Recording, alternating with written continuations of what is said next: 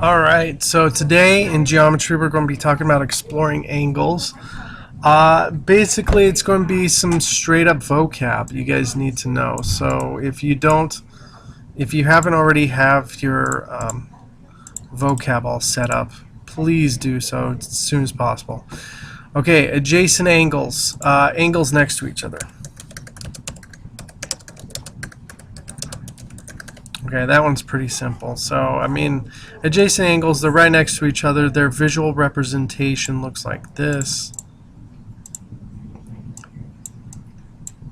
Okay, it doesn't have to be split right down the middle, but adjacent angles would be, like in this case, angles 1 and angles 2.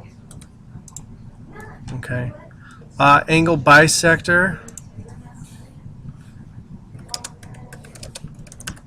It's a ray that cuts an angle in half.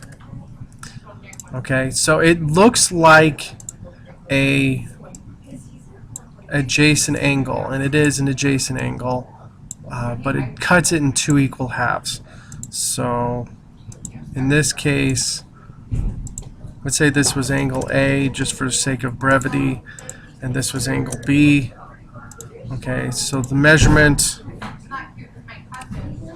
of angle A is equal to the measurement of angle B.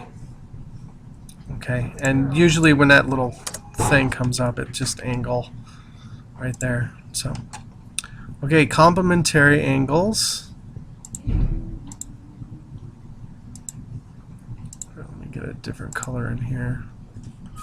Are angles, and they don't have to be adjacent, that add up to 90 degrees.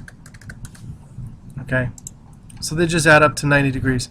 Whereas supplementary angles are angles that add up to 180.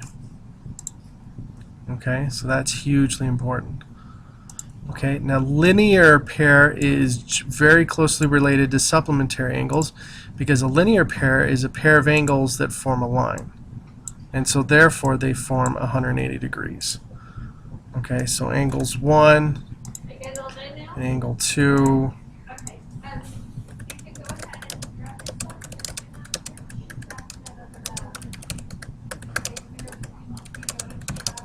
They are linear pair and supplementary.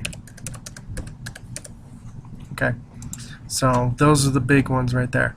Now vertical angles,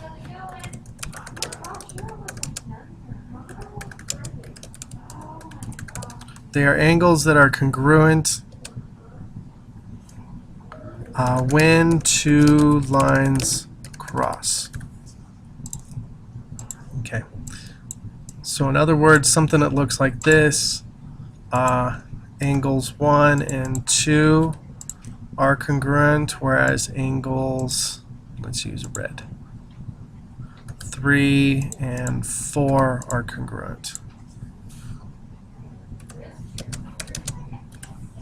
Okay, and I'm just talking about the angle names, not the actual. 1 does not equal 2. Okay. Alright, so those would be vertical angles. I like to point out the fact that they're right across from each other. Okay.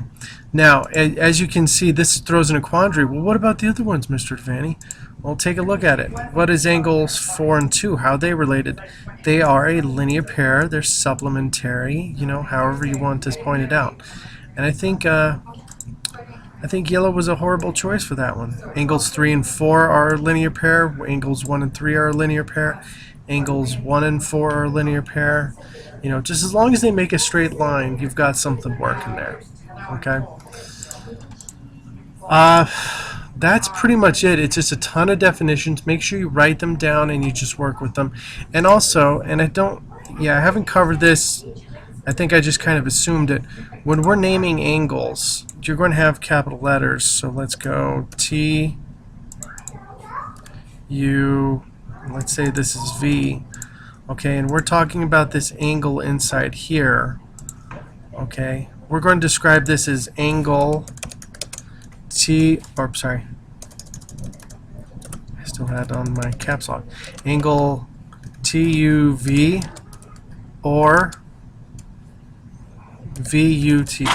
Okay, either way I keep it, guys, you have to realize that the vertex, okay, and that's what this is called, is the vertex. If you remember from our definitions of what an angle is. The vertex is always going to be in the middle, okay? All right, but that is pretty much it. Oh, I do want to show you a little bit of algebra before we get to the live lesson. Okay, now let's say that angles A and B were right here, and let's say that the measurement of angle A is 4x minus 3, and the measurement of angle B was 12. Okay, you could actually find the value of x in this equation. So this is what, 4x minus 3, and this is 12 right here.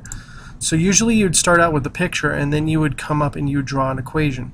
Well, if it's the midpoint, then those two have to be equal. So I set these two up equal in algebraic equations, and I get 4x minus 3 equals 12, and I can solve this. And this becomes 4x equals 15, and then I divide both sides by 4, and I get x equals 3.75, or you can just leave it as 15/4. You know, it's up to you how you want to write it. Okay? But that makes sense, because if I plug 3.75 in here, I'm going to multiply it by 4, then minus 3, I get 12. Okay, also, here's another thing. If they ask you, if they give you this information, but they only want the measurement of angle A, well, it's really easy because it's the same as measurement of angle B. So right away, you can say the measurement of angle A is 12, and you don't have to do much. Now, I want you guys to take notice. I am drawing a lot of stuff, a lot of pictures to match what's being said. So when you are working on this stuff, if you're not drawing pictures, you're not going to do well in geometry. So you need to draw pictures and then translate to algebra, because that's the hugely important part, okay? All right. You guys have a wonderful day, and I will see you later. Bye.